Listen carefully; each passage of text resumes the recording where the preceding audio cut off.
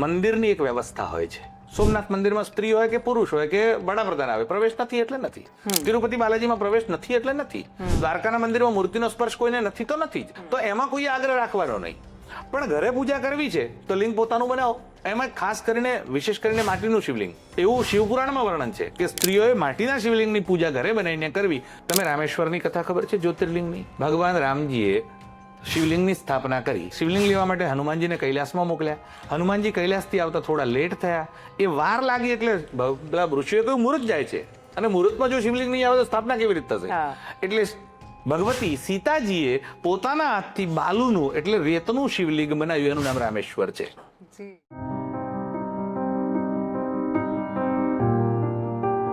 નમસ્કાર દર્શક મિત્રો, જ્યારે આપણે પવિત્ર શ્રાવણ માસ ઉજવવા જઈ રહ્યા છીએ ત્યારે શિવ વિશેની થોડીક વાત કરવી છે. થોડીક જ વાત થઈ શકે, કેમ કે શિવ તો વિશાળ છે, ચર્ચા સામાન્ય હોઈ શકે. આજે આ ચર્ચા કરવા માટે આપણી સાથે છે વૈદિક ધર્માનુરાગી પૂજ્ય કિશોરજી શાસ્ત્રી, અને એમની ઓળખાણ ખૂબ વિલક્ષણ છે, એટલે હું તમને વાંચીને સંભળાવું છું.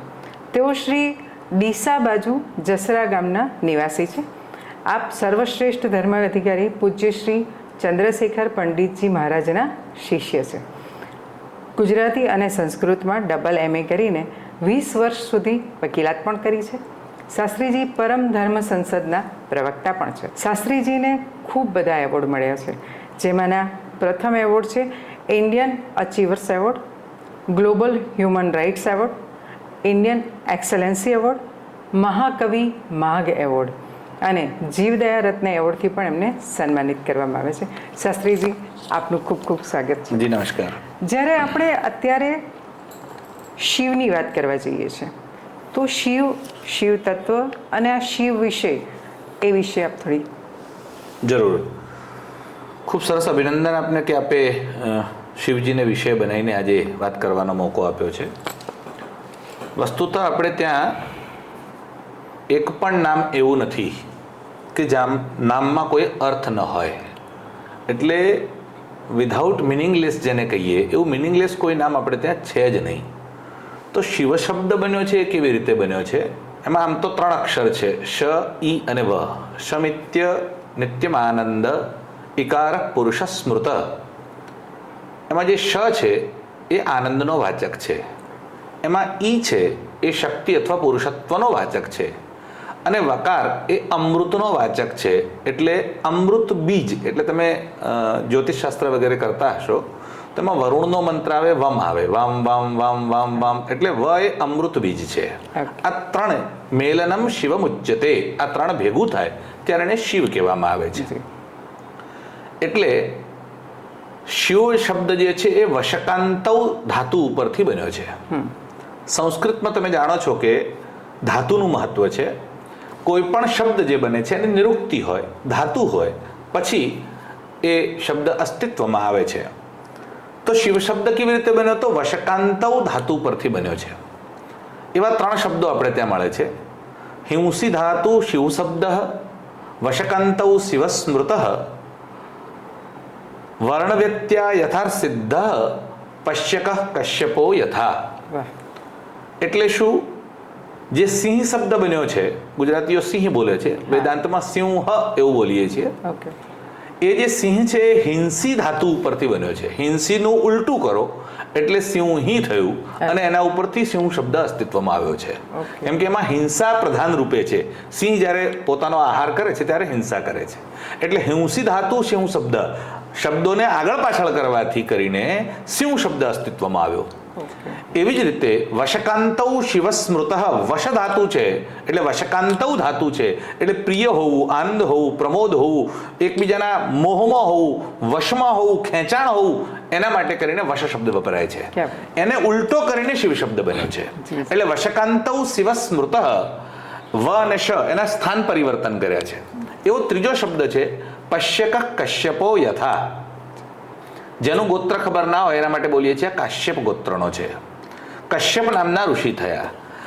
મને ઘણીવાર વિચાર આવતો કે કશ્યપ નામનો અર્થ શું હશે, પણ ખબર ના પડી. પણ જ્યારે આ શ્લોક વાંચ્યો ત્યારે ધ્યાનમાં આવ્યું કે પશ્યક શબ્દ છે. પશ્ય એટલે જોવું, પશ્ય ઉપરથી દૃશ્ય શબ્દ આવ્યો છે આપણે ત્યાં, દૃશ્ય અને દ્રષ્ટા શબ્દ બન્યો છે. એટલે જે પશ્ય છે એટલે તમે જેમ જોનાર છે એને શ્રોતા અથવા દ્રષ્ટા કહીએ છીએ, તો એ જે છે એ પશ્યક શબ્દ એટલે જોનાર એના શબ્દોને ઉલટા કર્યા અક્ષરોને અને પશ્યકનું થયું કશ્યપ. એટલે પશ્યક શબ્દમાંથી કશ્યપ શબ્દ બન્યો, હિંસીમાંથી શિવ શબ્દ બન્યો, એવી રીતે વશકાંતોમાંથી શિવ શબ્દ અસ્તિત્વમાં આવ્યો છે. એટલે શિવમ આનંદમ મંગલમ શુભમ, શિવ શબ્દ એટલે આનંદ, મંગલ અને શુભકારી જે છે તે શિવ તત્વ છે. એટલે શિવ શબ્દ આમને એમ બન્યો નથી. આપણે ત્યાં શિવ શબ્દના અનેક અર્થ છે, પણ મૂળમાં તમે જોવા જાઓ જે આનંદકારી છે, શિવના આનંદને કોઈ ક્ષતિ પહોંચાડી શકતું નથી. આઠો પોર જેને 24/7 કહેવાય, એ 24/7 જે આનંદમાં રહે છે, જે પ્રમોદમાં રહે છે, જેને ક્યારેય કોઈ દુનિયાની વસ્તુની પડી નથી, એ મસ્ત ફકીરી જેને તમે કહી શકો, એ જ એની પાસે છે. અથવા જેને મેળવીને, જેનું દર્શન કરીને, જેનું પૂજન કરીને, જેને પ્રાપ્ત કરીને, જેને જોઈને પણ આનંદ પ્રાપ્ત થાય છે, એ શિવ છે. એટલે શિવ શબ્દ સાધારણ નથી. એટલે આપણે ત્યાં એવું કહેવાયું કે શિવેતિ નામ દાવાગ્ને, શિવ એટલે બે અક્ષરો થયા, શિ અને વ અક્ષરની દ્રષ્ટિએ જુઓ તો. એટલે શિવ શબ્દમાં બે અક્ષરો, શિવેતિ નામ દાવાગ્ને, કોઈ પણ જંગલ હોય એમાં જે અગ્નિ લાગે એને દાવાગ્નિ કહેવાય. એ દાવાગ્નિ કેવી રીતે લાગે છે? તો બે ડાળીઓ ઘસાય અથવા બે વૃક્ષો ઘસાય અને એ ઘર્ષણમાંથી અગ્નિ પેદા થાય છે. એટલે બે ડાળીઓ કઈ છે? એક શી નામની ડાળી છે અને એક વ નામની ડાળી છે. આ બે વૃક્ષોનું ઘર્ષણ થયું, એમાંથી અગ્નિ પેદા થયો. એ અગ્નિ કયો છે? શિવેતિ નામ દાવાગ્ને. અને એ શું અગ્નિ? મહાપાતક પર્વત, તે તમારા પાપોનો પહાડ છે એને બાળે છે અગ્નિ. મહાપાતક પર્વત ભસ્મીભૂતંતી અનાયાસાત, કોઈ પ્રયત્ન વગર તમારા પાપને બાળી નાખે છે. ભસ્મીભૂતંતી અનાયાસાત, કોઈ આયાસ કરવાનો નથી, પ્રયત્ન કરવાનો નથી, અપ્રયત્ને, વગર પ્રયત્ને એ આ બધાને બાળી નાખે છે. સત્યમ સત્યમ ન સંશય, આ વાત સત્ય છે, એમાં કોઈ સંશય નથી. એટલે જ શિવના અનેક નામમાં એક નામ શિવનું મહાદેવ છે. એ દેવ નથી, મહાદેવ છે. મહાદેવ તો લોકોની જાણ માટે છે. વસ્તુ તો એ પરમ તત્વ, જેને પરમાત્મા, પરબ્રહ્મ એવું કહીએ છીએ, એ તત્વ છે. એટલે મહાદેવ શબ્દ માટે પણ એવું આવ્યું છે, મહાદેવ મહાદેવ મહાદેવેતિ યો વદેત. જે મહાદેવ મહાદેવ મહાદેવ વારંવાર બોલે છે, મહાદેવ મહાદેવ મહાદેવ યો વદેત. અને એ મહાદેવ મહાદેવ બોલવાનું ફળ શું થાય છે? તો આગળની લાઈનમાં એ કહ્યું કે એકેને મુક્તિ માપનોતી, એક જ વખત મહાદેવ બોલે તો મુક્ત થઈ જવાય છે. તો પછી બાકી 3 વખત બોલવાનું શું? તો કહે છે કે દ્વાભ્યામ શંભો ઋણી ભવેત. 2 વખત બોલું ને તો શંકરના ઉપર ઋણ ચડ્યું. એક વખતથી જ તમારી મુક્તિ થઈ જાય, તો 2 વખત એટલે શિવજીના ઉપર ઋણ ચડ્યું છે. એટલે મહાદેવ શબ્દ કે શિવ શબ્દ એવો છે જે તમને બિલકુલ મુક્તિ અપાવનાર છે. અને તમામ લોકો, જે કોઈ સ્ત્રી હોય, પુરુષ હોય, બ્રાહ્મણ, ક્ષત્રિય, વૈશ્ય, શૂદ્ર, પતિ, ચાંડાલ, કોઈ પણ જો શિવ શબ્દ ભૂલમાં પણ બોલે છે તો એ મુક્તિ અપાવનાર છે. એટલે શિવ શબ્દની મહિમા અનેરી છે. અહીંયા એક વાત એવી પણ આવે કે બ્રહ્મા, વિષ્ણુ, મહેશ ત્રણેય દેવ છે. તો આ ત્રણેયમાંથી પૂજનીય કોણ અને મોટા કોણ, એવું કેવી રીતે નક્કી કરી શકાય? બિલકુલ સારી વાત છે. લોકોના મનમાં અનેક પ્રકારના ભ્રમ હોય છે. એટલે આપણે ત્યાં એક સિદ્ધાંત તમે જાણો છો, કાર્યકારણવાદ. સાયન્સ પણ એવું જ કહે છે કે કોઈ પણ કાર્ય છે એનું કારણ હોય તો જ કાર્યનો જન્મ થાય છે. હા, એ બરાબર. એટલે તમે એમ કહો કે આ વીજળી છે તો ક્યાંક પેદા થઈ છે તો જ અહીંયા વીજળી આવે, બાકી આમને આમ વીજળી આવે નહીં. એટલે કાર્યને જો જુઓ છો તો કારણની તમારે ધારણા કરવી પડે. દીકરો છે એનો મતલબ એનો બાપ છે. પિતા વગર સંતાનની ઉત્પત્તિ નથી. એટલે કોઈની ઉત્પત્તિ છે તો ક્યાંક ફળ છે, એનો મતલબ કે વૃક્ષ છે. કાર્ય કારણ સંબંધ છે. એટલે આપણે ત્યાં એવું કહેવાયું કે કાર્ય કોણ છે, કારણ કોણ છે અને એની વચ્ચે ક્રિયા થાય છે, એ ક્રિયા કોણ છે? તો કહે છે કાર્યમ વિષ્ણુ, કાર્ય એ વિષ્ણુ છે. ક્રિયા બ્રહ્મા, એ ક્રિયા થાય છે બ્રહ્મા છે. અને કારણમ તું મહેશ્વર, અને કારણ છે એ શિવ છે. એટલે વિષ્ણુ એનું કાર્ય છે, બ્રહ્મા એની ક્રિયા છે અને શિવ એનું કારણ છે. એટલે મૂળ કારણ કોઈ હોય તો એ શિવ જ છે. હવે તમે એવું કહી શકો કે આ વૃક્ષ નથી અને છતાં બીજ છે, અથવા વૃક્ષ નથી અને ફળ છે. કેરી છે તો વૃક્ષે છે, ડાળીએ છે અને બીજ પણ છે, તો જ કેરી અસ્તિત્વમાં આવે, તો જ રસ ખાવા મળે. એટલે શિવ છે તો જ બ્રહ્મા છે, તો જ વિષ્ણુ છે. વિષ્ણુ છે એનો મતલબ શિવ છે, શિવ છે એનો મતલબ છે શિવસ્ય હૃદયમ વિષ્ણુ, વિષ્ણુ હૃદયમ શિવ. શિવનું હૃદય વિષ્ણુ છે અને વિષ્ણુનું હૃદય શિવ છે. એટલે વસ્તુત શિવ અને વિષ્ણુમાં કોઈ ભેદ નથી. એટલે શિવપુરાણે કોટિરુદ્ર સંહિતામાં એવું વર્ણન કર્યું ત્યારે એવું લખ્યું કે ભગવાન શિવ એમને પૃથ્વીના અણુએ અણુમાં વ્યાપવાની ઈચ્છા થઈ અને શિવજી વ્યાપ્યા એટલે વ્યાપનાથ વિષ્ણુરુચ્યતે, એ બધી જગ્યાએ વ્યાપક થયા એટલે શિવજીનું જ એક નામ વિષ્ણુ થયું. એટલે શિવ અને વિષ્ણુમાં વસ્તુતઃ કોઈ ભેદ નથી. એક વ્યક્તિના ઘરે કોઈ મહેમાન આવ્યા એટલે એણે એની પત્નીને કહ્યું કે મહેમાન આવ્યા છે કંઈ મિષ્ટાન બનાવો. એટલે કહ્યું શું ખવડાવવું છે, તમે જે ઈચ્છા કરો આપણે બનાવીએ. તો કે એવું કરો આપણે રબડી બનાવો. તો કે જાઓ બજારમાંથી દૂધ લઈ આવો, એલચી લઈ આવો, સાકર લઈ આવો. એટલે પેલો લેવા માટે નીકળ્યો. અડધા રસ્તે ગયો અને પછી એના મનમાં વિચાર આવ્યો કે ઉનાળાના દિવસો છે, રબડી શું કામ ખવડાવીએ, શ્રીખંડ ખવડાવીએ. એટલે પાછો આવ્યો. એટલે એની પત્નીને કહ્યું કે મારી ઈચ્છા બદલાઈ છે, આપણે રબડીની શ્રીખંડ બનાવીએ. તો એટલે પત્નીએ કહ્યું કે તો બરાબર છે, શ્રીખંડ બનાવીએ. તમે જાઓ વસ્તુ લઈ આવો. તો કે એનું લિસ્ટ લખાવો. તો કે લિસ્ટ તો એનું જ છે, દૂધ લઈ આવો, એલચી લઈ આવો, સાકર લઈ આવો. પણ કે એનું એ રબડીમાં ને એનું એ શ્રીખંડમાં. તો કે હા, એ જ દૂધને ફાડી નાખવાનો, એનો મસ્કો બનાવવાનો, એમાં જ ઇલાયચી સાકર નાખો એટલે શ્રીખંડ તૈયાર થઈ જાય. એટલે લિસ્ટ તો એનું જ છે, બેમાં કોઈ ભેદ છે જ નહીં. એટલે એણે કહ્યું કે એકમ શ્રીખંડિંચ રબડીંચ યહ પશ્યતિ સ પશ્યતિ. શ્રીખંડ અને રબડી એક જ છે, એવું જે જોવે છે વસ્તુતઃ જોવે છે, બંનેમાં કોઈ ભેદ નથી. એવું શિવ અને બ્રહ્મામાં શિવ અને વિષ્ણુમાં વિષ્ણુ અને શિવમાં કોઈ જ ભેદ નથી. એટલે શિવપુરાણમાં એક વાત કહેતા શિવજી એવું બોલ્યા છે કે બ્રહ્માણંચ તતસ્તસ્માત બ્રહ્મ હત્યા સમમ ત્વઘમ. બ્રહ્મા વિષ્ણુ અને મારામાં એટલે શિવમાં આ ત્રણમાં જો કોઈ ભેદ જોવે છે તો એ બ્રહ્મ હત્યાનો ભાગી છે. એટલે અમારા ત્રણેયમાં કોઈ ભેદ છે જ નહીં. વસ્તુતઃ અમે ત્રણેય એક જ છીએ. તત્વ જોવા જાઓ તો એક જ છે. એટલે તમારા ઘરમાં પાણી આવતું હોય, આ બાથરૂમમાં પાણી આવે છે, આ રસોડાના નળમાં પાણી આવે છે, આ બોટલમાં પાણી આવે છે, આ નદીમાં પાણી આવે છે. પાણીનું H2O એક જ છે. H2O અલગ અલગ ના હોઈ શકે. એ નળમાં બાથરૂમમાં આવતો હોય તોય H2O હોય અને રસોડામાં આવતો હોય તોય H2O હોય. એ H2O શિવ તત્વ છે. પછી તમે એને બ્રહ્મા કહો, તમે એને વિષ્ણુ કહો, તમે એને મહેશ્વર કહો, તમે એને શિવ કહો, તમે એને શક્તિ કહો, તમે એને ગણેશ કહો, તમે એને સૂર્યનારાયણ કહો. આપણે ત્યાં ગુજરાતીમાં એવું ભજન છે, હરિ તારા નામ છે હજાર, કયા નામે લખવી કંકોત્રી. તો ભગવાનના નામ અનેક છે. એટલે તમે કોઈ પણ નામથી ભજશો તો એ શિવને જ પહોંચે છે. એટલે આપણે ત્યાં ગુજરાતીમાં એક બહુ સરસ શ્લોક પણ, એટલે સંસ્કૃતનો શ્લોક છે પણ ગુજરાતીમાં પ્રસિદ્ધ છે કે આકાશાત પતિતમ તોયમ યથા ગચ્છતિ સાગરમ સર્વદેવ નમસ્કારાન કેશવમ પ્રતિગચ્છતિ. તમે કોઈ પણ દેવતાને નમસ્કાર કરો એ કેશવને જ પહોંચે છે, એટલે શ્રી કૃષ્ણ કે વિષ્ણુને જ પહોંચે છે. એવું શિવ પણ, શિવ અને વિષ્ણુમાં ભેદ નથી એટલે શિવને જ પહોંચે છે. ગમે ત્યાંથી પ્રણામ કરો.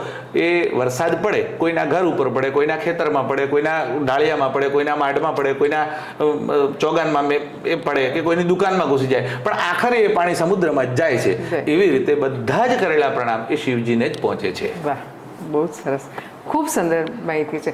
અહીંયા આપણે શિવ, બ્રહ્મા, વિષ્ણુ દરેક એ કરીએ છીએ, તો શક્તિ સાથે શિવને જે જોડે છે એ વાત શું છે? શક્તિ વગર કોઈ માણસ શક્તિમાન બની શકતો નથી. સીધી સાદી વાત છે. કોઈ માણસ બળવાન છે એનો મતલબ એની અંદર બળ રહેલું છે. કોઈ ધનવાન છે એટલે એનું મૂળ તત્વ ધન એનામાં રહેલું છે. એમ એક માણસ શક્તિમાન છે. શક્તિમાન એટલે શક્તિ વાળો, એનામાં શક્તિ છે. જો એ શક્તિ કાઢી નાખો તો શક્તિમાન કહેવાય ખરો? ના કહેવાય. એટલે શક્તિમાન કેમ છે કે શક્તિના કારણે છે. પણ હા, બીજી વાત એવી પણ છે કે શક્તિ કોના આશ્રય રહેશે? શક્તિમાનના આશ્રય રહેશે. એટલે બેટરીમાં પાવર ભરવામાં આવે, તમારો મોબાઈલ તમે ચાર્જ કરવા માટે મૂકો અથવા આ જે છે તો એમાં ચાર્જિંગ કર્યું છે. હવે બેટરી જે પાવર ભરાણો, હવે પાવર ધીરે ધીરે ખલાસ પણ થશે. એટલે એમાં શક્તિ ભરાણી, પછી એ શક્તિ ધીરે ધીરે ખાલી થશે. પણ એ શક્તિ રહી કોના આધારે? એ આ ઇન્સ્ટ્રુમેન્ટના આધારે રહી છે. એટલે એ જે શક્તિમાન, બલવાન, વીર્યવાન, સ્વરૂપવાન, પણ એ જેનામાં તત્વ રહેલું છે તે, એટલે શક્તિ એ જેનામાં રહેલી છે એને કહેવાય શક્તિમાન. એ જ શિવ છે. એટલે શિવમાં શક્તિ રહેલી છે. એટલે જો શક્તિ વગર શિવ શિવ રહેતા નથી. એટલે મેં તમને આગળ કહ્યું કે એમાં 3 અક્ષરો છે, શ, ઈ અને વ. એમાં ઈ છે એ શક્તિનો વાચક છે. એટલે ઈ શક્તિનો વાચક, એટલે શિવમાં જ શક્તિ આવી જ ગઈ છે. એટલે ઈ કાઢી નાખો તમે શિવમાંથી તો શું વધે? શવ. શવ એટલે મળદું. એટલે જેમાં શક્તિ ન હોય તો માણસ શું વધે? મળદું. એટલે શક્તિ નીકળી જાય, અર્થાત આત્મા નીકળી જાય પછી કઈ રહેતું નથી. એટલે શિવમાં પણ શિવ શિવ કેમ છે? કેમ કે એમાં શક્તિ છે. જો શક્તિ નીકળી જાય તો શિવ મળદું થઈ જાય. એટલે શિવ અને શક્તિ બેમાં અભેદ છે, બે અલગ છે જ નહીં. એટલે ભગવાન શંકરનું એક સ્વરૂપ અર્ધનારીશ્વરનું છે. એટલે એમાં અડધા ભગવાન પીતાંબરમાં દેખાય ને અડધા સાડીમાં દેખાય, અડધા ત્રિપુંડમાં દેખાય અને અડધા લાલ બિંદીમાં દેખાય, એક આંખમાં કાજળ દેખાય અને એક આંખમાં ગુસ્સો દેખાય. એટલે ભગવાન અર્ધનારીશ્વર છે. એટલે એમનામાં શિવ પણ છે અને અંદર શક્તિ પણ છે. શિવ અને શક્તિનું મિલન એટલે આત્મા અને પરમાત્મા જેને તમે કહો, અથવા તો સાધારણ ભાષામાં કહેવું હોય તો શક્તિમાન અને શક્તિનું મિલન એ શિવનું સ્વરૂપ છે. એટલે શક્તિ શક્તિમાનથી અલગ થઈ શકતી નથી, અને અલગ હોય તો એ શક્તિ વિનાશકારી નીવડે છે. એટલે વીજળી છે એ વીજળીને તમે વાયરમાં, ડીપીમાં, ટ્રાન્સફરમાં, બેટરીમાં ભરી રાખો તો તમને ઉપયોગી થાય. લાઇટ ચાલે, પંખો ચાલે, ગીઝર ચાલે, એસી ચાલે, ફ્રીજ ચાલે. પણ એ જ વીજળી જો ઉપરથી આકાશમાંથી નીચે પડે તો કોઈનું ઘર બાળી નાખે, કોઈને મારી નાખે. એ જ વીજળીમાં તમે આંગળી નાખો તો તમને બાળી નાખે. એટલે એકલી શક્તિ વિનાશકારી થાય છે. શક્તિમાનના આધારે જ્યારે શક્તિ હોય તો એ શક્તિ સંસાર માટે એટલે લોકો માટે ઉપયોગી થાય છે. શિવ શક્તિમાં ભેદ જોવાનો નથી, એ અભેદ છે. એ તત્વ એક જ છે, બે રૂપે દેખાય છે. એ જ પરમાત્મા સાડી પહેરીને આવે ત્યારે શક્તિ દેખાય છે. પરમાત્મા એનો એ જ છે, કોઈ જ ભેદ નથી. એટલે તમે દેવી ભાગવત વાંચો ત્યારે એમાં તમને કથા મળે. દેવી ભાગવતમાં એવી કથા આવે છે કે રાજરાજેશ્વરી ત્રિપુર સુંદરીએ આખા બ્રહ્માંડનું સર્જન કર્યું. કેવી રીતે કર્યું? તો પહેલા એમણે બ્રહ્માની ઉત્પત્તિ કરી. એટલે બ્રહ્માને કહ્યું જગતનું નિર્માણ કરો. એટલે બ્રહ્માએ કીધું કે શક્તિ વગર કેવી રીતે કરું? મને શક્તિ જોઈએ, હું શક્તિ વગર તો મારું કોઈ કામ જ ના થાય. એટલે બ્રહ્માણી નામની એટલે સરસ્વતી નામની શક્તિ બ્રહ્માને આપી. પછી વિષ્ણુની પેલા આખું સંસાર તો પેદા થઈ ગયો, પણ ભરણ પોષણ શું ખાય કેવી રીતે? એટલે વિષ્ણુની ઉત્પત્તિ કરી. કહ્યું કે તમે આ સંસારનું ભરણ પોષણ કરો. એટલે વિષ્ણુએ કહ્યું મને પણ શક્તિ તો જોઈ છે. એટલે પોતાનામાંથી જ લક્ષ્મી નામની શક્તિ કાઢી અને વિષ્ણુને આપી. પછી કહ્યું કે હવે આ સંસાર તો આખો ભરાઈ ગયો છે, હવે આને સાફ કેવી રીતે કરવો? એટલે રુદ્રની ઉત્પત્તિ કરી. કહ્યું તમે આ બધાને પ્રલય કરો, એટલે મારી નાખો, આ બધાને સંહાર કરો. એમણે કહ્યું મને પણ શક્તિ જોઈશે. એટલે ભગવતી પોતે રાજરાજેશ્વરી ત્રિપુર સુંદરી કાળુનું રૂપ લઈ અને મહાકાલના રૂપમાં શિવના ગોદમાં જઈને બેઠી. એ શિવમાં એ શક્તિ ભળી એટલે શિવ પ્રલય કરી શકે. જો શક્તિ ન હોય તો શિવમાં પ્રલય કરવાની તાકાત નથી. એટલે દરિયો પણ એમાં મોજા આવે અને જ્યારે ગાંડો થાય છે કે જ્યારે સુનામી આવે છે, કોના આધારે થાય છે? એમાં રહેલી શક્તિના આધારે થાય છે. એટલે શક્તિ છૂટી ન પડવી જોઈએ, ભેગી રહેવી જોઈએ તો ઉપયોગ થાય. એટલે શિવ શક્તિ એક જ છે. Thank you. આ અત્યારે આપણે શ્રાવણ માસમાં જ શિવ પૂજન કરીએ છીએ, તો આટલું બધું ઘોડાપુર શિવનું માત્ર શ્રાવણ માસમાં જ કેમ? સહેજ પ્રશ્નની શરૂઆતમાં જે કહ્યું કે શ્રાવણ માસમાં જ કરીએ છીએ એવું નથી. એક હા, શ્રાવણ માસમાં ઘોડાપુર છે, સાચી વાત છે, પણ જ શ્રાવણ માસમાં નથી, કેમ કે એ તો અવિરત શિવ પૂજન થાય છે. પણ જો શ્રાવણ માસની વાત આવે તો હંમેશા કોઈને કોઈ વસ્તુમાં માત્ર તમારે ત્યાં જ થાય છે એટલે આપણે ત્યાં જ થાય છે એવું નહીં. દરેક જગ્યાએ તમે હવે જોશો, દાખલા તરીકે એમેઝોન ઉપર ડીલ આવશે, 12 થી 14 જુલાઈમાં તમે ખરીદી કરશો એટલે તમને ઘણા સસ્તામાં જે ફોન 50,000માં પડતો હશે 10-15,000માં મળશે. એ દિવસો આવ્યા, એ દિવસો છે, એ દિવસોમાં તમને એનો લાભ મળશે. એવું તમે ઘણી ડીલ, ગુડ ફ્રાઈડે આવે ત્યારે ફ્લિપકાર્ટ ઉપર આખી એ ડીલ મળે તમને. મોલમાં જાઓ એટલે દિવાળીના અઠવાડિયા પહેલાં તમે ખરીદી કરશો એટલે આટલી તમને એનો ફાયદો થશે. એવું આપણે ત્યાં જ્યાં જ્યાં શિવોપાસના, શક્તિની ઉપાસના, વિષ્ણુ ઉપાસના એના દિવસો છે. એટલે બાકી બધાના દિવસો છે પણ શિવનો આખો મહિનો છે. એટલે તમારે વિષ્ણુ પૂજન કરવું હોય તો એકાદશી કે દ્વાદશી આવે ત્યારે તમારે વિષ્ણુ પૂજન કરવાનું, અથવા એ વિશેષ ફળદાયી નીવડે. એવી જ રીતે નવરાત્રિ આવે તો ભગવતીનું પૂજન, ગણેશ ચોથ આવે ત્યારે ગણપતિ પૂજન, સૂર્ય ષષ્ઠી જેને છઠ પૂજા કહે છે આ લોકો ઉત્તર ભારતમાં, તો એ છઠ પૂજા સૂર્ય ષષ્ઠીથી થાય. પણ જ્યારે તમારે શિવજીનું પૂજન કરવું હોય તો વિશેષ કરીને શ્રાવણ મહિનો એ લાભકારી છે. એટલે એક સ્કીમ છે, એક ઉપર એક જેમ ફ્રી આવે એમ અહીંયા એ સ્કીમ છે કે આ વખતે કરશો તો એનો ફળ અનેક ગણું છે. કોઈ વાર સ્થાનને લઈને ફળ મળે, કોઈ વાર મંત્રને એટલે શબ્દને લઈને ફળ મળે, કોઈ વાર અવકાશ એટલે સમયને લઈને ફળ મળે. તો એ સમયને લઈને જે ફળ મળે છે એ કેવા છે? તો દાખલા તરીકે કોઈ દેવતા છે એનો જન્મ દિવસ અથવા પ્રાગટ્ય દિવસ આવે છે, એ દિવસે જો તમે કરો તો એનું ફળ અનેક ગણું વધી જાય છે. મકર સંક્રાંતિ તમે દાન રોજ કરો છો, પણ મકર સંક્રાંતિએ કરશો તો એનું ફળ 1000 ગણું છે. પણ તમે સૂર્યગ્રહણમાં કરશો તો 1,00,000 ગણું છે. પણ તમે સૂર્યગ્રહણ વખતે નદીમાં સ્નાન કરતા કરતા કરશો તો કરોડ ગણું છે. એટલે કયા સમયે કરો છો એ સમયની વેલ્યુ છે. એટલે તમે રોજ ભલે સ્કૂલની આગળથી ચાલતા હો પણ 11 થી 5 જે સ્કૂલનો નિયમ હોય એ વખતે જાઓ તો ભણવા મળશે, એ સિવાય ભણવા નહીં મળે. એટલે એ પીરિયડનું જે મહત્વ છે એ પીરિયડનું મહત્વ હોય છે કે આ સમયનું મહત્વ છે. એટલે શિવજીની પૂજન કરવાનું તો રોજ કરો, નિત્ય કરો, અવિરત કરો. પણ વિશેષ લાભદાયી ક્યારે છે? તો એના માટે શ્રાવણ મહિનો, કેમ કે બધા લોકોને રોજ સમય મળતો નથી. તો એ વખતે એમના મનમાં થાય કે હવે તો હું કરી કમસે કમ 1 મહિનો તો રહું. માંસ ખાનારો છે, ડુંગળી લસણ ખાનારો છે, વ્યસન કરનારો છે, એના મનમાં એમ થશે કે આ 1 મહિનો તો નહીં કરું, 1 મહિનો તો કતલખાના બંધ રાખીશું, 1 મહિનો તો ઈંડા લારી ઉપર લોકો નહીં જાય, તો કમસે કમ આટલો લાભ તો એના માટે ફાયદાકારક થવાનો જ છે. હવે એમાં પણ શ્રાવણ માસ છે, એમાં જો શુક્લ પક્ષ હોય તો વધારે લાભકારી છે, એમાં પણ સોમવાર આવે તો વધારે લાભકારી છે, એમાં પણ પ્રદોષ કાળ આવે એટલે સાયંકાલીન જે સંધ્યાનો સમય છે એ પ્રદોષ કાળની 48 મિનિટ આવે તો એ વધારે લાભકારી છે. એટલે ધીરે ધીરે જેમ જેમ તમે નીચે જતા જશો એમ તમને આટલું આટલું આટલું આટલું તો એ વિશેષ લાભકારી દિવસો છે. શ્રાવણ મહિનામાં પૂજનનું મહત્વ તો છે જ, વિશેષ મહત્વ શ્રવણનું એટલે સાંભળવાનું છે. એનું નામ જ છે શ્રવણ. શ્રવણ ઉપરથી જ શ્રાવણ માસ છે. આપણે ત્યાં મહિનાઓના નામ છે એ નક્ષત્ર ઉપરથી છે.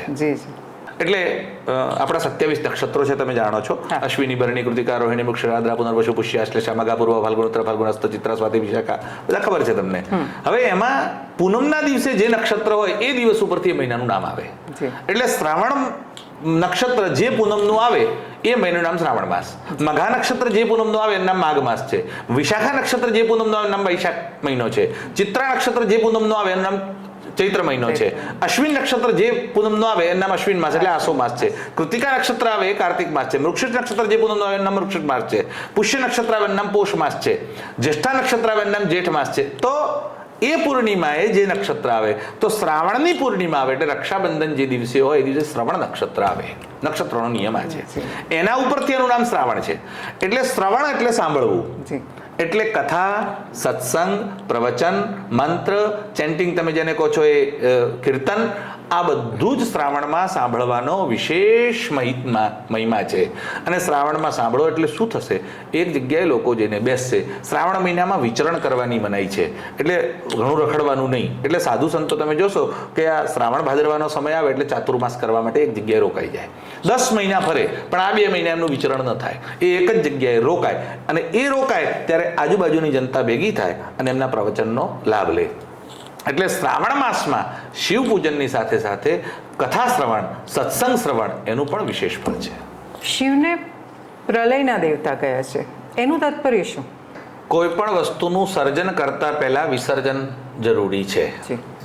જ્યાં સુધી વિસર્જન ન થાય તો નવું સર્જન થતું નથી. વૃદ્ધાવસ્થા આવે અને શરીર છૂટે તો નવા બાળકનો જન્મ થાય છે. એ જ જીવ બીજી જગ્યાએ જન્મ લે છે. સર્જન અને વિસર્જન એ નિરંતર પ્રક્રિયા છે. એક પછી એક વારાફરતી આવ્યા કરે છે. એક ઝાડ મોટું થાય, ક્ષય પામે, ફરી નવું બીજ આવે, એમાંથી નવા બીજથી નવા વૃક્ષો ઉત્પન્ન થાય. એટલે શિવ સૃષ્ટિ કરે છે અને શિવ સૃષ્ટિનો પ્રલય કરે છે. પ્રલય વગર સૃષ્ટિ નથી. એટલે સૃષ્ટિ કરવી હોય તો પ્રલય કરવું પડશે. તમારા બાપદાદાનું મકાન છે, એ જૂનું મકાન તમે નહીં પાડો ત્યાં સુધી નવું મકાન તમે નહીં બાંધી શકો. એટલે નવું મકાન બાંધવું હોય તો પહેલી વાત એ છે કે તમારે જૂનું મકાન તોડવું જ પડશે, એને સાફ કરવું જ પડશે, એનો કાટમાળ ખસેડવો પડશે, પછી જ નવો પાયો ખોદી શકાશે. એટલે શિવ પ્રલયંકારી છે. એટલે શિવની 2 આંખોમાં 2 વસ્તુ છે. એકથી એ પ્રલય કરે છે અને બીજીથી એ સૃષ્ટિ કરે છે. એટલા માટે શિવજીના 2 નહીં, 3જું નેત્ર પણ છે. એટલે શિવજીનું 3જું નેત્ર પ્રલય કરતા છે. આ બંને આંખોમાં નહીં પણ 3જા નેત્રમાં. કથા તો એવી છે કે દેવતાઓની સભામાં પાર્વતી ગયા અને શિવની આંખો બંધ કરી દીધી. શિવજીની આંખો બંધ કરી એટલે આખી દુનિયામાં અંધકાર છવાયો. એટલે આખી દુનિયા ભયભીત થઈ ત્યારે શિવજીએ 3જું નેત્ર ખોલ્યું. એટલે 3જું નેત્ર શિવજીના કપાળમાં છે. એ શિવજીનું પ્રલયનું નહીં પણ જ્ઞાનનું નેત્ર છે. એટલે જ્ઞાન હંમેશા અહીંયા વસે છે. એટલે આપણે તિલક કરીએ છીએ ને કપાળમાં કરીએ છીએ, બુદ્ધિનું પૂજન છે, એટલે જ્ઞાનનું પૂજન છે. એટલે તિલક કપાળમાં એટલા માટે થાય છે કે અહીંયા અમે બુદ્ધિનું પૂજન કરીએ છીએ. એટલે ભગવાન શિવ છે એ એક બાજુ પ્રલય કરે છે અને બીજી બાજુ સૃષ્ટિની રચના કરે છે. એટલે જે તાંડવ સ્તોત્ર તમે લોકો સાંભળો છો, વાંચો છો, બોલો છો, પાઠ કરો છો, જેને રાવણ રચિત કહેવામાં આવે છે. જટાટવી ગલત જલ પ્રવાહ પાવિત સ્થલે ગલે વલંબિતામ ભુજંગ તુંગ માલિકામ ડમટ ડમટ ડમટ ડમન નિનાદ વડ્ડમર વયમ ચકાર ચંડ તાંડવમ તનોતુ ન શિવ શિવમ જટાકટા હસમ બ્રહ્મ બ્રહ્મણ નિલિંપ નિર્જરી વિલોલ વિચિવલ વિરાજ. આ બધું આખું તાંડવ છે 15 મંત્રનું. પણ એ જે તાંડવ છે એ 2 રીતે છે. એક રૌદ્ર તાંડવ છે, એક આનંદ તાંડવ છે. એટલે આનંદ તાંડવ એ ભગવાન સૃષ્ટિની રચના કરે છે અને રૌદ્ર તાંડવ એ ભગવાન સૃષ્ટિનો સંહાર કરે છે. એટલે એક હાથથી સંહાર કરે છે અને બીજા હાથથી એ ઉત્પત્તિ કરે, રચના કરે છે. એટલે જ્યાં પ્રલય થાય છે ત્યાં જ રચના સંભવ છે. જ્યાં રચના છે એનો પ્રલય નક્કી છે. એટલે ગીતામાં પણ ભગવાને કહ્યું કે જાતસ્ય હિ ધ્રુવોર મૃત્યુ, જેનો જન્મ છે એનું મરણ નક્કી છે. દેવી ભાગવતમાં એવી કથા આવે કે ભગવાન રુદ્રને કહ્યું દેવીએ કે હવે તમે સંહાર કરો, એટલે કહ્યું કે સારું હું સંહાર કરું. પછી એ સંહાર કરવા માટે ભગવાન પહોંચ્યા તો ભગવાને કહ્યું હું સંહાર કરું છું તો લોકો કેટલા રડે છે બિચારા, કેટલા વિલખે છે, જેનું કોઈ મરી જાય છે એનું આખું પરિવાર શોક અને ભયમાં વ્યાપ્ત થઈ જાય છે. આ લોકોના દુઃખ મારાથી જોવાતા નથી, એટલે હું નહીં કરું, હું આ સંહાર નહીં કરી શકું એમ. એટલે દેવીએ કહ્યું તમારે નથી કરવાનું, તમે મૃત્યુ બનાવો. એટલે શિવજીએ મૃત્યુ નિર્માણ કર્યું, મૃત્યુને મોકલ્યું તો મૃત્યુ ભયભીત થયું. મૃત્યુએ કહ્યું કે આ તો મારા કારણે કરીને આ લોકોના ઉપર આપત્તિ આવે છે, એટલે હું શું કરી શકું. એટલે ભગવતીએ કહ્યું તમે નિમિત્ત બનાવો. એટલે જેનું પણ મૃત્યુ આવે એનું એક નિમિત્ત થાય કે આનું મોત એક્સિડન્ટમાં થયું, આનું સાપ કરડીને થયું, આનું લકવોથી, આનું કેન્સરથી, એક નિમિત્ત. પ્લેન ક્રેશમાં, હા, કોઈ પ્લેન ક્રેશમાં ગયું કે કોઈ સુનામીમાં ગયું, કોઈ ભૂકંપમાં ગયું. એટલે ભલે આગથી થાય, પાણીથી થાય, નેચરલ ડેથ થાય, પણ કોઈને કોઈ કારણ બને. એને શ્વાસ ચડીને ગયો, એને હાર્ટ એટેક આવી ગયો, એને બ્લડ પ્રેશર વધી ગયું, કોઈને સુગર, મતલબ કોઈને કોઈ કારણ જે નિમિત્ત છે. એટલે એવી એક કહેવત બની કે હલ્લે રોજી અને નિમિત્તથી મોત એમ. એટલે જે રોજી મળે છે એ ઈશ્વરની કૃપાથી મળે છે અને મોત આવે છે કોઈ નિમિત્તથી કરીને બને છે. એ જે મૃત્યુના દેવતા તરીકે કોણ રહેશે તો મૃત્યુના દેવતા ભગવાન શંકર છે.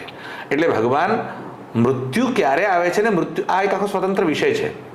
કારણ કે મૃત્યુ ઉપકારી છે, મૃત્યુ નુકસાનકારક નથી, મૃત્યુ તો લાભકારી છે. લોકોમાં નેગેટિવ દૃષ્ટિકોણ આપવામાં આવ્યો છે એટલે લોકોના મનમાં એમ થાય છે હા કોઈના ઘરમાં મૃત્યુ થાય શોક થાય સ્વાભાવિક છે, પણ એકનું મૃત્યુ બીજા માટે લાભકારક પણ નીવડે. તમે ભાગવતની કથા સાંભળી છે, એમાં પરીક્ષિતના મૃત્યુથી જ આખું ભાગવત મળ્યું છે. જો પરીક્ષિતને શાપ ન મળ્યો હોત તો ભાગવત મળત ખરા. એટલે પરીક્ષિતને શાપ મળ્યો કે તક્ષકથી તારું મોત થશે અને પરીક્ષિતને ત્યાં સુખદેવજી આવીને ભાગવત સંભળાયું. ભલે પરીક્ષિત તો મૃત્યુ 7 દિવસે થઈ જ ગયું, પણ આપણને કઈ ભેટ મળી તો આપણને ભાગવતજીની ભેટ મળી. સગર નામના રાજા હતા. સગર રાજાને 60,000 પુત્રો હતા. 60,000 પુત્રો અશ્વમેધ યજ્ઞ કરે છે, ઘોડો છોડે છે, ઘોડાને ઇન્દ્ર લઈ જાય છે ચોરીને. એ 60,000 પુત્રો ઘોડો શોધવા જાય છે, ઘોડો મળતો નથી અને કપિલ મુનિના આશ્રમમાં પહોંચે છે અને કપિલ મુનિ પોતાની આંખોથી બાળીને આગ પેદા કરે છે અને બધાને બાળીને ભસ્મ કરી નાખે છે. હવે જે સગર રાજાના એક પુત્ર અસમંજસ જે છે એ લોકોને શોધવા માટે જાય છે. પછી એ કહે છે કે હવે આ તો બધા બળીને મરી ગયા છે, તો હવે આ બધાની ગતિ કેવી રીતે. એટલે કપિલ મુનિ કહે છે કે જો ગંગાજી સ્વર્ગમાંથી અહીંયા આવે તો આ લોકોનો ઉદ્ધાર થાય. એટલે તપ કરે છે. પછી બીજી પેઢી, પછી ત્રીજી પેઢીમાં ભગીરથ નામનો રાજા થાય છે અને ભગીરથ તપ કરે છે અને ભગીરથથી શિવજી પ્રસન્ન થાય, પછી ગંગાજીને લઈને આવે છે. એટલે ભગીરથ ગંગાને લઈને આવ્યા, પણ લાયા કોના માટે કરીને? પેલા 60,000 મરી ગયા એના માટે કરીને. એટલે જો એ મર્યા ન હોત તો ગંગાજીની ઉત્પત્તિ થઈ ન હોત. એટલે એકનું મૃત્યુ થયું પણ આખા સંસારને ગંગાજીનો લાભ મળ્યો. એટલે એકનું મૃત્યુ બીજા માટે લાભકારક થાય. અમારા જ એક ઓળખીતા હતા, એના ફાધર, એના પિતાજી ગુજરી ગયા.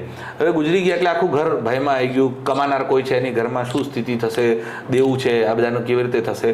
અને 5મા 6ઠો દિવસ ચાલતો હતો અને એ વખતે એમના જે વીમા કંપનીનો એજન્ટ હતો કે તમારા પિતા હતા એમને અમારી પાસેથી 1 કરોડનો વીમો લીધેલો હતો. 1 કરોડ રૂપિયા મળ્યા. એટલે પેલા એમ હાર ચૂકા મરી ગયા, જીવતા જીવતા 50 લાખ નતા મળવાના, આ મરી ગયા તો 1 કરોડ મળ્યા. એટલે એકનું મૃત્યુ બીજા માટે લાભકારક પણ હોય છે. એટલે વિસર્જન એ સર્જનનું કારણ છે, પ્રલય એ સૃષ્ટિનું કારણ છે. એટલે શિવજી પ્રલય કરે છે માટે પ્રલયંકારી છે, પણ શાના માટે કરે છે? એ તમને નવો જન્મ આપવા માટે કરીને કરે છે. અને મૃત્યુથી ડરવાની આવશ્યકતા છે જ નહીં. કોઈ એક બેન છે અને સોસાયટીમાં જતા હોય, રાતનો સમય લાઇટ જતી રહે એટલે એને ડર લાગે, હમણાં કોઈ આવશે તો, હમણાં કોઈ આવશે તો. એટલામાં કોઈ એને એનો હાથ પકડ્યો એટલે એકદમ ચીસ પાડે છે, બૂમ પાડે છે, બચાવો બચાવો. અને જેવું બચાવો બૂમ પાડે એટલામાં લાઇટ આવી અને જોયું કે એનો પતિ જ છે. હવે જ્યારે ખબર પડી મારો પતિ જ છે પછી પેલી બીક ભાગી ગઈ. એટલે હાથ પકડનાર કોણ છે એવી ખબર નથી, ત્યાં સુધી જ ડર છે. એટલે મૃત્યુમાં હાથ કોણ પકડે છે એ ખબર નથી, આ પરમપિતા મારો હાથ પકડે છે, એ પકડનાર શિવ છે, એવી જે દાડે ખબર પડી જાય પછી મૃત્યુનો ભય રહેતો નથી. એટલે એ પ્રલયંકારી ચોક્કસ છે, પણ એ પ્રલય રચના માટે કરીને છે એવી સમજણ આપણને નથી, એટલે ડર છે. અહીંયા આ દરેક વાત શિવની આવે કે પૂજનની આવે કે કંઈ પણ આવે ત્યારે મંત્રોચ્ચારની વાત આવે છે કે મંત્રોથી તમે ઘણું બધું સિદ્ધ કરી શકો, મંત્રોથી તમે ઘણું બધું પામી શકો. પણ શિવને તો આપણે ધ્યાનમાં જ બેઠેલા જોઈએ છે, તો ધ્યાન અગત્યનું કે મંત્ર? દરેકની પોતાની વેલ્યુ છે. અહીંયા પોડકાસ્ટ થાય છે દાખલા તરીકે, આમાં માઇક મહત્વનો કેમેરા મહત્વનો એવું તમે ના કહી શકો. બંનેની જરૂર છે. એટલે આવશ્યકતા બંનેની છે. માઇક નહીં હોય તોય નહીં ચાલે, કેમેરા નહીં હોય તોય નહીં ચાલે. અચ્છા, કેમેરા અને માઇક બે છે પણ ઉતારનાર નથી તો તો પણ નહીં ચાલે. એટલે કેમેરાની પાછળ ઉભેલો માણસ દેખાતો નથી, બરાબર, એ કેમેરામાં નહીં દેખાય, પણ એ છે એવું નક્કી છે કે છે તો જ આ ચાલે છે, બાકી ચાલે નહીં. એટલે મંત્રનું સ્થાન મંત્રની જગ્યાએ છે, ધ્યાનનું ધ્યાનની જગ્યાએ છે. આપણે ત્યાં જેમ જેને મુક્તિ કહો છો અથવા મોક્ષ કહો છો, એના 3 હાઈવે છે. એના માટેના 3 રાજમાર્ગ. મોટા હાઈવે એટલે મોટા હોય, ગળીઓ અનેક હોઈ શકે, પણ હાઈવે 3 જ છે. એ હાઈવે 3 કયા કયા છે? જ્ઞાન, યોગ અને ભક્તિ. આ 3 છે. એટલે જ્ઞાન માર્ગ સર્વસાધારણ નથી. એ શંકરાચાર્ય છે, રામાનુજાચાર્ય છે, વલ્લભાચાર્ય છે, નિંબાર્કાચાર્ય છે, આ બધા જ્ઞાન માર્ગી છે. જેને ઇન્ટેલેક્ચ્યુઅલ હાઈટ ખૂબ છે, એ જ્ઞાન માર્ગથી ઈશ્વરની પ્રાપ્તિ કરી શકે છે. હું જ બ્રહ્મ છું, શિવ અને મારામાં ભેદ નથી, હું જ શિવ છું, શિવોહમ શિવોહમ શિવો કેવલોહમ, અથવા શિવોહમ શિવોહમ સચ્ચિદાનંદોહમ, એ જે સ્થિતિ નિર્માણ થાય એ જ્ઞાન માર્ગ છે. પણ બીજો જે સ્વરૂપ છે એ ધ્યાન માર્ગનું, એટલે યોગ માર્ગનું છે. જેને તમે ધ્યાન કહો છો, શિવજીમાં આપણે ધ્યાનમાં જ જોઈએ છીએ, એ યોગ માર્ગ છે.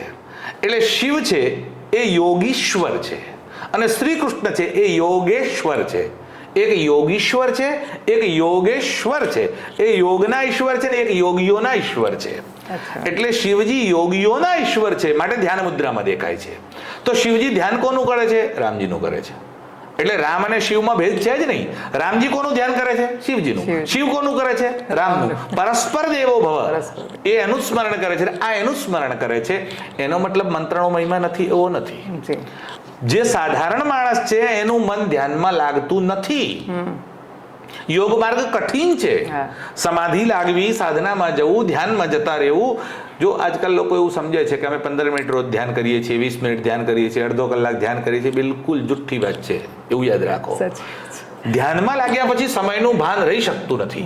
સમયનું ભાન રહે તો એ ધ્યાન છે નહીં. હા, તમે એલાર્મ મૂકીને બેસો છો 15 મિનિટે આંખ ખુલી જાય તો અલગ વાત થઈ ગઈ. બાકી ધ્યાનમાં ગયા પછી સમયનું ભાન રહેતું નથી. એટલે આપણે ત્યાં એવું કહેવાય છે કે ધ્યાનમાં જવું અને નિદ્રામાં જવું એક જેવું દેખાય છે, એક નથી, એક જેવું દેખાય છે.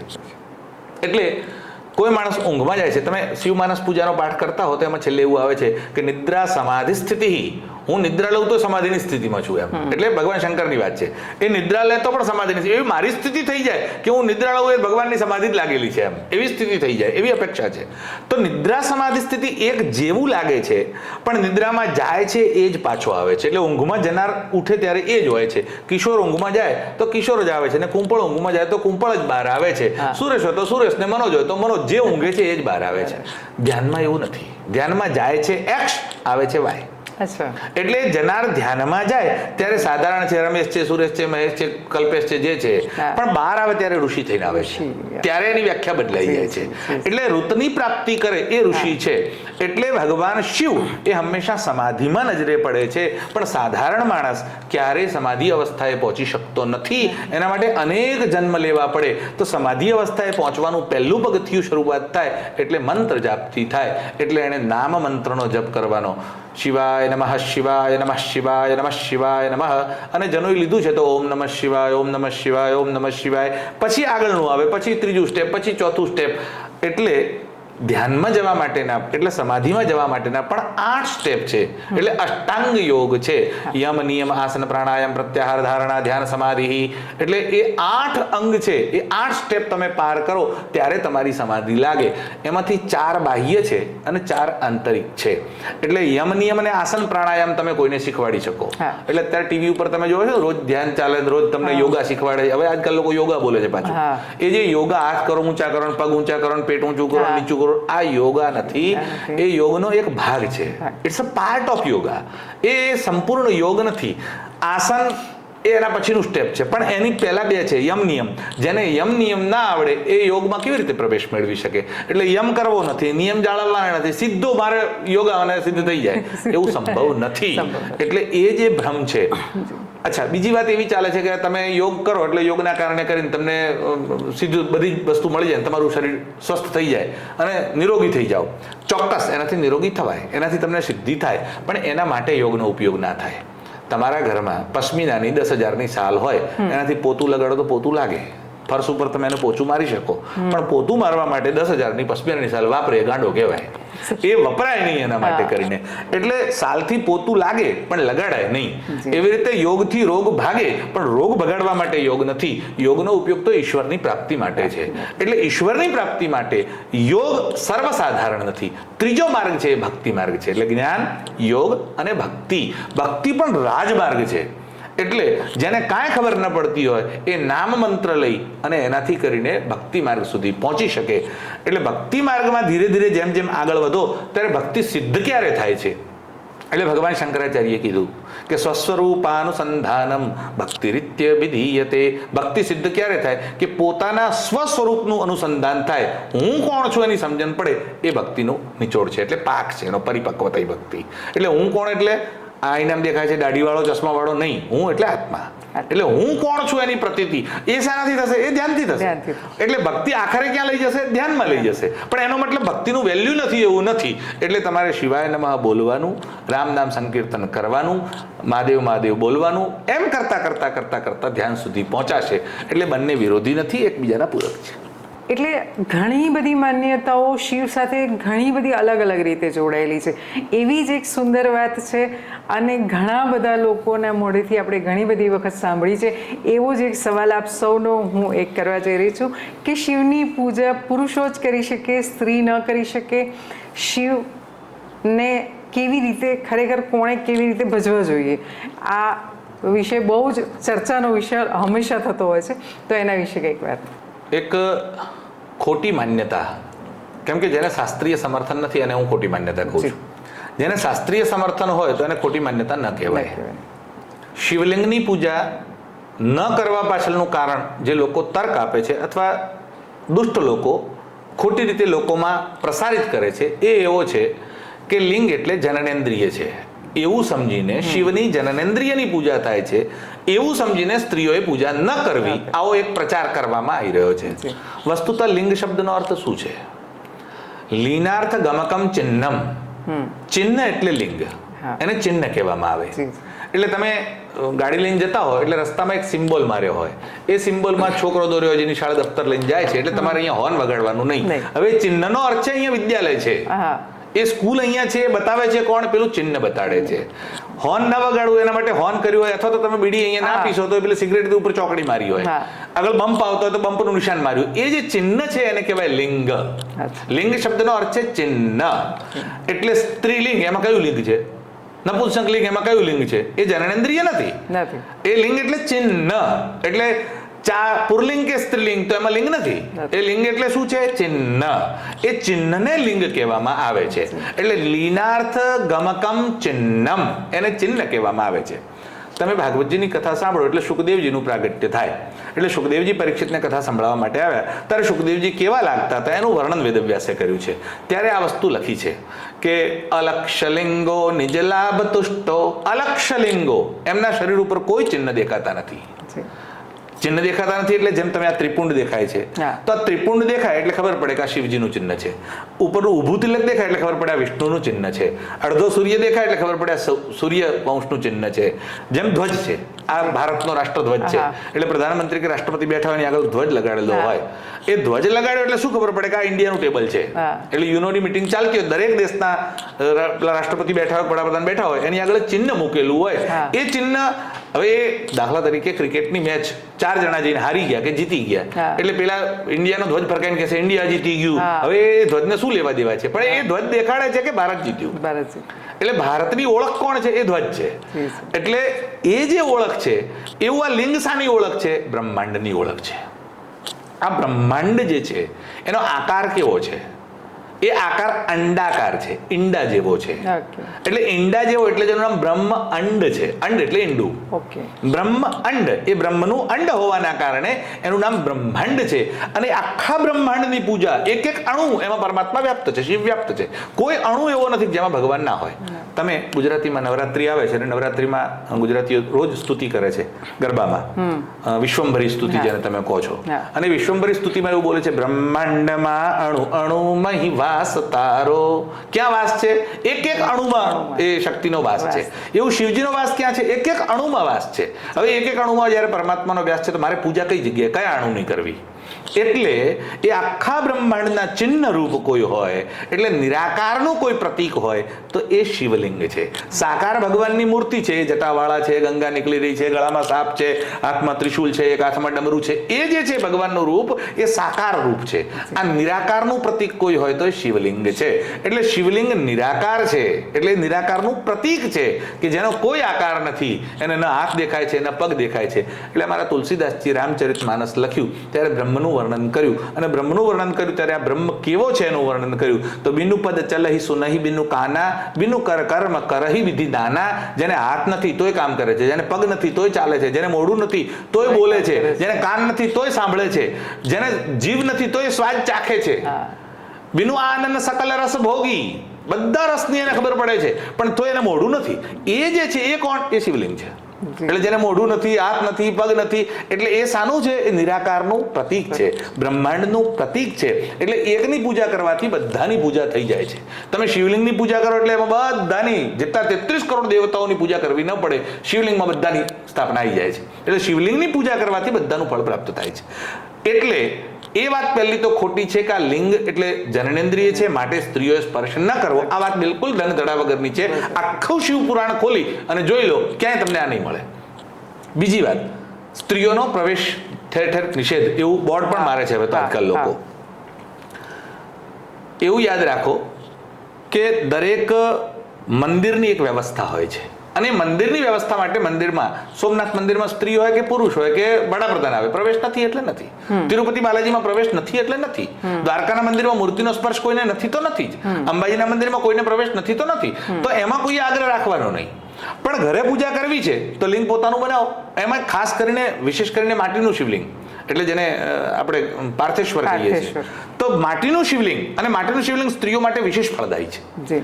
એવું શિવપુરાણમાં વર્ણન છે કે સ્ત્રીઓએ માટીના શિવલિંગની પૂજા ઘરે બનાવીને કરવી. એનું કારણ એવું છે કે બાકીના શિવલિંગને બીજા 1000 લોકોએ પૂજા કરી હશે, બીજા 1000એ સ્પર્શ કર્યો હશે, એ એનાય છે ને બીજાનાય છે. આ માત્ર મારા વ્યક્તિગત પર્ટિક્યુલર પર્સનલ છે. એ મેં જ બનાવ્યા, હું જ રાખીશ ને હું જ વિસર્જન કરીશ. એ મારા જ છે, બીજા કોઈનાય નથી. એટલે પતિ માટે જે સ્ત્રીનો ભાવ હોય છે ને કે આ મારો જ રહેવો જોઈએ, બીજાનો નથી, એ ભાવ શિવલિંગમાં પણ આવે છે. એ મારો જ છે, બીજા કોઈનો નથી. અને એટલે એ માટીના શિવલિંગની પૂજાનું વિધાન પણ છે આપણે ત્યાં.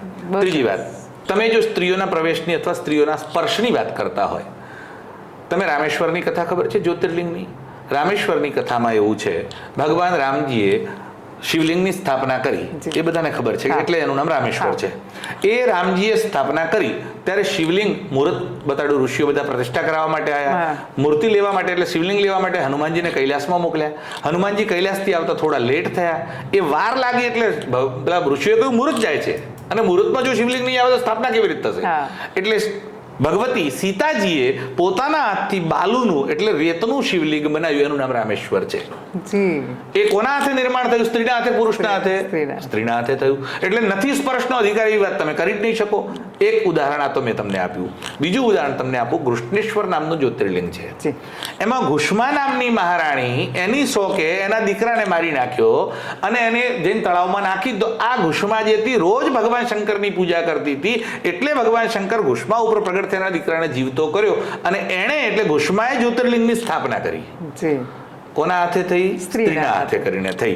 ત્રીજું ઉદાહરણ તમને આપું. અત્યારે તમે કાશી વિશ્વનાથનું નામ બધાને ખબર છે. કાશી વિશ્વનાથ પણ જ્યોતિર્લિંગ છે.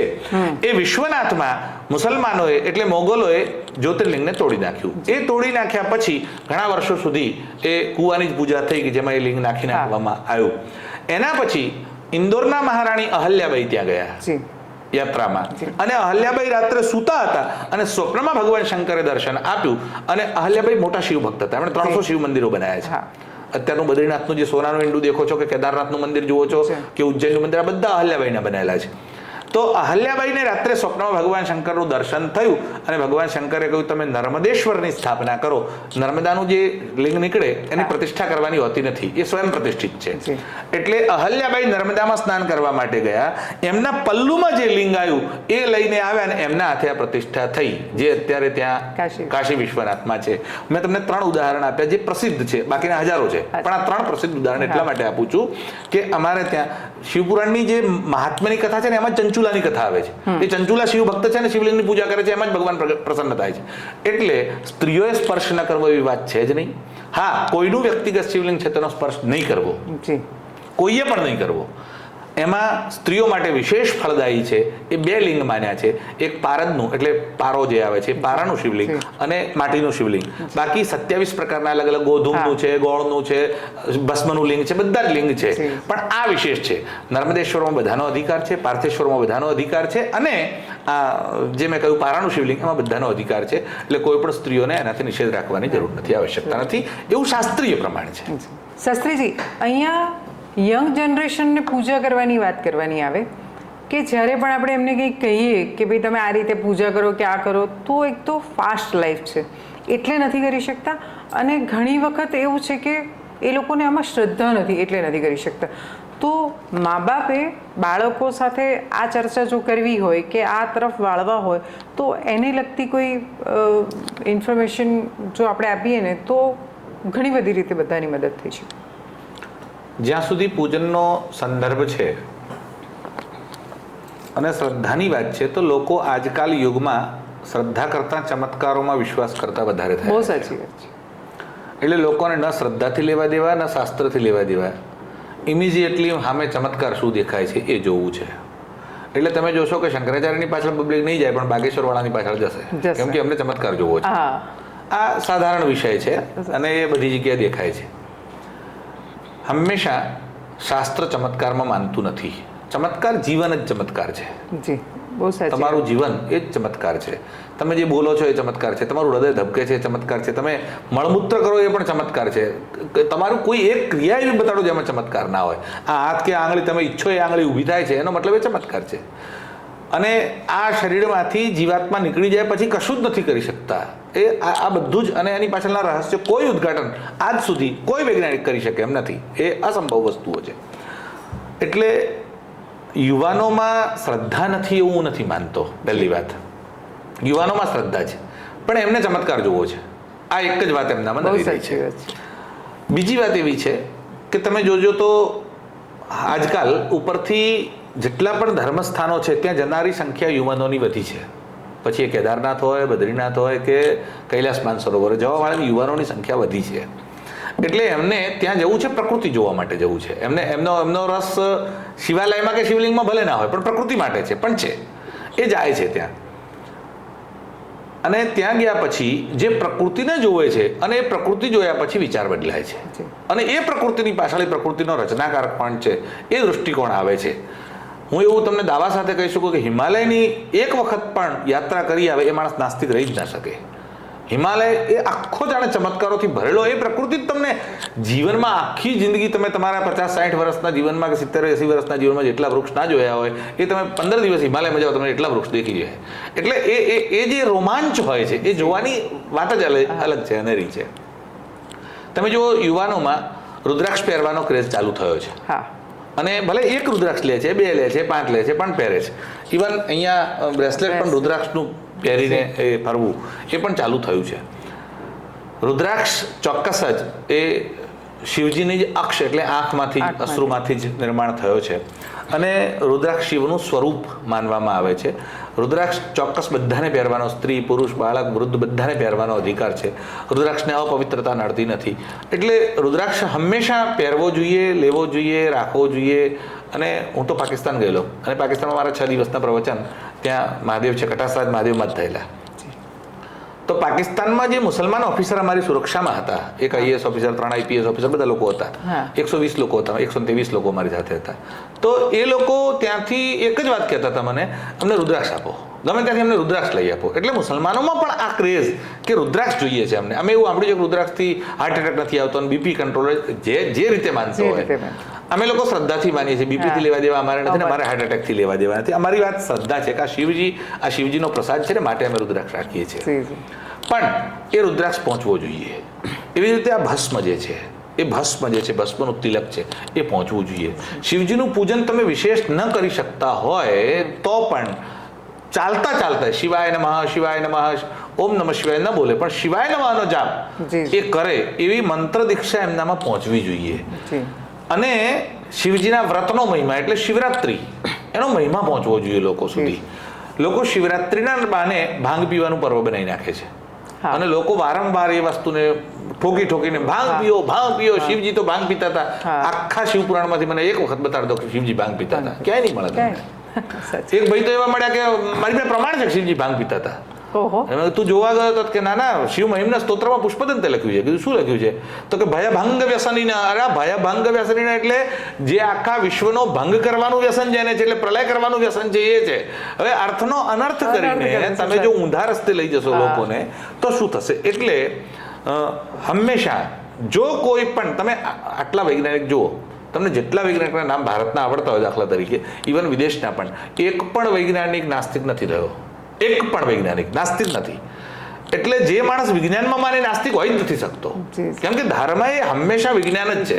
એટલે વિજ્ઞાન અધકચરો માણસ હોય ને, જે આમાંય નથી ને આમાંય નથી, એ નાસ્તિક થઈ જાય છે. પણ જે વિજ્ઞાનને સમજે છે એ નાસ્તિક રહી શકતો નથી. એટલે યુવા પેઢીને આવશ્યકતા છે કે સાચા રસ્તે જાય, શાસ્ત્રોનું અનુશીલન કરે, જે સદગુરુ છે અથવા જે સન્માર્ગે લઈ જનારા લોકો છે એનું અનુસરણ કરે. અમારા જે આટલા બધા તીર્થધામો છે, 12 જ્યોતિર્લિંગ છે અમારા સૌરાષ્ટ્રે, સોમનાથં શૈલે મલ્લિકાર્જુનમ ઉજ્જૈન્યમ મહાકાલમ ઓમકાર મમલેશ્વરમ પરલ્યામ વૈદ્યનાથં ડાકિન્યામ ભીમશંકરમ. તમે 12 જ્યોતિર્લિંગના દર્શન કરો, તમને એ ચેતનાનો અનુભવ થશે. ત્યાં ગયા પછી જે ઉર્જા આવે છે એ ઉર્જાનો, હું હમણાં તો હજુ અઠવાડિયા પહેલા ભીમાશંકરથી જ હું સીધો આવું છું, તો તમે એ જાઓ છો, એ ચેતનાનો અનુભવ થાય છે. અને મેં ત્યાં જઈને જોયું છું કે લોકો ટ્રેકિંગ માટે પણ યુવાનો ભીમાશંકર આવે છે. હું કૈલાસ માનસરોવર યાત્રાએ ગયો તો મેં જોયું, મારી સાથેની 53 લોકોની બેચ હતી. એ 53 લોકોમાંથી 32 લોકો યુવાન હતા. એટલે યુવાનો નથી જતા એવું તો હું માનતો નથી, પણ યુવાનોમાં પ્રોપર ગાઈડન્સનો અભાવ છે.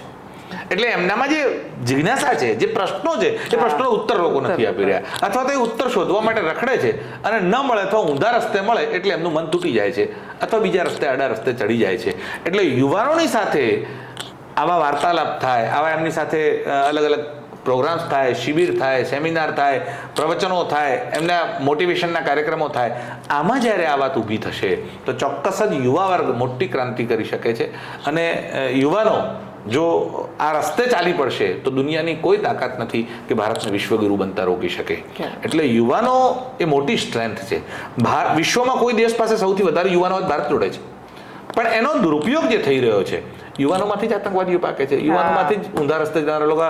તમે જેટલા પણ ધંધાઓ ચાલે છે એ ધંધાઓ કોના આધારે? ટીવી જોનારો વર્ગ તો બૈરા બુઢ્ઢા બાળકો જ છે. ટીવી જોઈને બેસીનારા લોકો યુવાનો છે જ નહીં. યુવાન તો બિચારો ઘરમાં સવારે 9-10 વાગે ઘરથી નીકળી જાય છે, રાત્રે 8-9 વાગે ઘરે પહોંચે છે. એટલે એની પાસે ટીવી જોવાનો ટાઈમ છે જ નહીં. હા, મોબાઈલનું વ્યસન એને લાગી ગયું છે, એ એને ઊંધા રસ્તે લઈ જઈ રહ્યું છે. પણ આ જે સ્થિતિ છે, આ સ્થિતિમાં જો પ્રોપર ગાઈડન્સ એને આપવામાં આવે, એટલે જરૂરિયાત છે કે આપણા આચાર્યો, આપણા ધર્મગુરુઓ, આપણા લોકો અથવા આપણી આવી સંસ્થાઓ જે કંઈ હોય એ યુવાનોના શિબિર કરે, સેમિનાર કરે, એમને આ રસ્તે લઈ જવા માટે, ચાલવા માટેની પ્રેરણા આપે. અને માણસને જ્યારે સ્વાર્થ દેખાય છે ને ત્યારે બધી પૂજાઓ કરે છે. એને કહે ભૂત પ્રેતની કરવી છે તોય પૂજા કરશે. એનો સ્વાર્થ એનો સિદ્ધ થવો જોઈએ. મેં એવા લોકો જોયા છે કે જે મુસલમાનોની કબરો ઉપર જઈને માથું ટેકવે છે. કેમ? એમને એવું છે કે અહીંયા જવાથી કરીને લાભ થશે, એટલે લોકો સાંઈબાબાને ત્યાં કેમ જાય છે? એ લાભ માટે કરીને જાય છે. બાકી સાંઈબાબાની પૂજા આપણે ત્યાં માન્ય છે જ નહીં, પણ લોકો ત્યાં જાય છે. એમને એવું દેખાય છે કે આમાં જઈને પૂજા કરશો તો મને કાંક મળશે. એ જે સ્વાર્થની વૃત્તિ છે, શિવની પ્રાપ્તિ ત્યારે થાય જ્યારે તમે નિસ્વાર્થ બની જાઓ. સ્વાર્થ નીકળી જાય પછી બચે એ શિવ છે. એટલે સ્વાર્થ જ્યારે પૂરો થઈ જશે ત્યારે શિવની પ્રાપ્તિ થશે. શિવ એક જ એવું તત્વ છે જે અખંડ છે, જે અભેદ છે, જે સર્વ આનંદ રૂપ છે. એ શિવ સ્વરૂપ છે. એટલે શિવોહમ સચ્ચિદાનંદોહમ અથવા શિવો કેવલોહમ. એ વૃત્તિ સાકાર કરવા માટે યુવાનોને પ્રોપર ગાઈડન્સની આવશ્યકતા છે. પૂજા પદ્ધતિ શ્રાવણ મહિનામાં આપણે ઘોડાપુર આવશે ને પૂજા કરશું, પણ પૂજા કેવી રીતે કરવી એનું ગાઈડન્સ એમની પાસે નથી. એટલે પ્રોપર પૂજાનો વિધિ એમની પાસે નથી. પણ શિવજીને તમને કોઈ પૂજા ના આવડે, જલેન તુષ્યતિ શિવ, એક લોટો ભરીને જળ ચડાવો, શિવજી પ્રસન્ન થઈ જાય છે. એના માટે તમારી પાસે કોઈ વિધાન નહીં હોય તો ચાલશે. હા છે તો તમે હીરા મોતી ચડાવો, અને નથી તો માનસી પૂજા કરો, મંદિરમાં જવાની જરૂર નથી. એટલે અમારા ભગવાન શંકરાચાર્યએ તો શિવ માનસ પૂજા લખી. રત્નૈ કલ્પિતમાસનમ હિમજલૈ સ્થાનં ચ દિવ્યાંબરમ નાના રત્ન વિભૂષિતમ મૃગમદા મોદાંકિતમ ચંદનમ. હું ભગવાનને રત્નનું સિંહાસન ચડાવું છું, ભગવાન એના ઉપર બિરાજમાન થાય છે. હું હિમાલયનું ગંગાનું જળ ભગવાનને ચડાવું છું, હું ભગવાનને તિલક કરું છું, ભગવાનના ચરણ સાફ. મતલબ મનથી જ કલ્પના કરવાની છે, અને મનથી જેવા ડૂબી જવાનું છે કે મનથી પૂજા કરવાની. 3 મિનિટ થાય, વધારે જરૂર નથી. પણ એ 3 મિનિટ ચમત્કારિક રીતે મનને આકર્ષે છે અને મનનું પરિવર્તન થાય છે. અને આખો ખેલ દુનિયામાં એ મનનો છે. મનુષ્યની પાસે મન છે તો બધું જ છે. એટલે મનઃ એવ મનુષ્યાણામ કારણમ બંધ મોક્ષયો સજીવતી મનો યસ્ય મનને નૈવ જીવતી. એ જ જીવતો છે જેનું મન જીવે છે. જેનું મન મરી ગયું છે એ માણસ તો જીવતો ગણાય જ નહીં, એ જીવતો છે જ નહીં, એ હરતી ફરતી લાશ છે. એટલે મન જે છે એ મજબૂત બનવું જોઈએ, અને જેનું મન મજબૂત એને દુનિયાની કોઈ તાકાત હરાઈ શકતી નથી. યુદ્ધો જીતાય છે તો શસ્ત્રથી નથી જીતાતા, મનથી જીતાય છે. એટલે યુવાનોનું મન મજબૂત છે, ખાલી એને પ્રોપર ગાઈડમાં એક રસ્તે લઈ જવાની જરૂર છે. પૂજા પદ્ધતિ ઓટોમેટિક શીખી લેશે. કાંઈ નહીં આવડે તો પૂજા પદ્ધતિ ચાલશે. પૂજા પદ્ધતિ મંદિરમાં ગયા પછીની વાત છે. મંદિર સુધી એનો પગ જાય એ પહેલા એને તમારે કોન્વેશન કરવું પડશે, એનું મનને તૈયાર કરવું પડશે કે મંદિર બાજુ ડગલું ભરતો થાય. અને હું તો કહું મંદિરની વાત તો પછી આવે છે. ઘરમાં મા બાપ શિવ સ્વરૂપ છે. પહેલો દેવ કોણ? બહુ સાચી. માતૃદેવો ભવ, પિતૃદેવો ભવ, આચાર્ય દેવો ભવ, અતિથિ દેવો ભવ. તો શરૂઆત તો મા બાપથી થાય. એટલે જેને મા બાપમાં શિવના દર્શન ન થાય એને પાડોશીમાં થાય ના થાય. જેને પતિમાં પોતાનો પરમાત્મા ન દેખાય એને પાડોશીમાં દેખાય. એટલે પહેલો ભગવાન ક્યાં જોવાનો? મા બાપમાં જોવાનો. જેને મા બાપમાં પહેલા પરમાત્માનું દર્શન કરે અને ત્યાંથી શરૂઆત થાય. જો આપણે તેમાં ઉદાહરણ છે કે પરમાત્માની પ્રાપ્તિ થાય તો મા બાપ નથી મળતા, પણ મા બાપને જો તમે કરો છો સેવા તો પરમાત્મા મળે છે. તમે પંઢરીપુરનું નામ સાંભળ્યું છે? પંઢરીનાથનું, પંઢરપુર મહારાષ્ટ્રમાં. પંઢરપુરની તો કથા જ એવી છે. પંઢરપુર, પંઢરીનાથ પંઢરપુરમાં આવ્યા શું કામ? એ મહાયોગ પીઠે તટે ભીમ રથ્યમ વરમ પુંડરીકાય દાતુમ મુનિન્દ્રે.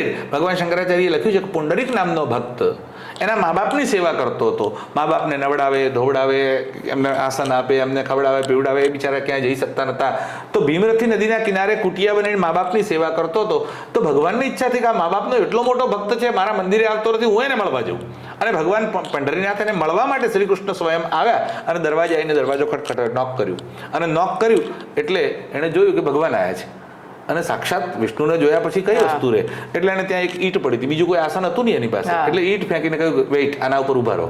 અને ભગવાન આમ કમર ઉપર હાથ દઈને ઈંટ ઉપર ઉભા રહે. આજે પણ પંઢરીનાથની મૂર્તિ છે ઈંટ ઉપર ઉભેલી અને કમર ઉપર હાથ છે. એટલે ભગવાને કહ્યું હું તારી રાહ જોઉં છું. એને કીધું હમણાં મારી પાસે ટાઈમ નથી, મા બાપની સેવા કરું પછી હું તમને મળીશ. અને મા બાપની સેવા કર્યો એટલે એને કહ્યું હવે હું આ બધા મળમૂત્ર સાફ કર્યા છે એટલે મારા હાથ થોડા પેલા છે, હું નદીમાં સ્નાન કરીને આવું પછી તમને પ્રણામ કરીશ. અને નદીમાં સ્નાન કરવા ગયો અને અદૃશ્ય થયો. પણ ભગવાન જેની રાહ જોઈને આજ સુધી ઉભા છે એ પંઢરીનાથ છે. એટલે મા બાપની સેવાથી પરમાત્માની પ્રાપ્તિ થાય છે. એટલે મા બાપની સેવા શરૂઆત કરે યુવાનો, શરૂઆત ત્યાંથી કરે, ધીરે ધીરે શિવ તરફની ગતિ ઓટોમેટિક ખુલતી જશે. એટલે શરૂઆત ત્યાંથી ક્યાંકથી કરવાની જરૂર છે. ખૂબ સરસ. Thank you so much Shastriji. ખૂબ સુંદર માહિતી તમે મારા દર્શકોને આપી છે, અને આ માહિતીથી તમે પણ ખૂબ સુંદર લાભ લઈને ખૂબ સુંદર શિવ ભક્તિ કરો એવી મારી ખૂબ ખૂબ ઈચ્છા છે. આપ સૌને શ્રાવણ માસની ખૂબ ખૂબ શુભકામનાઓ. શુભકામનાઓ.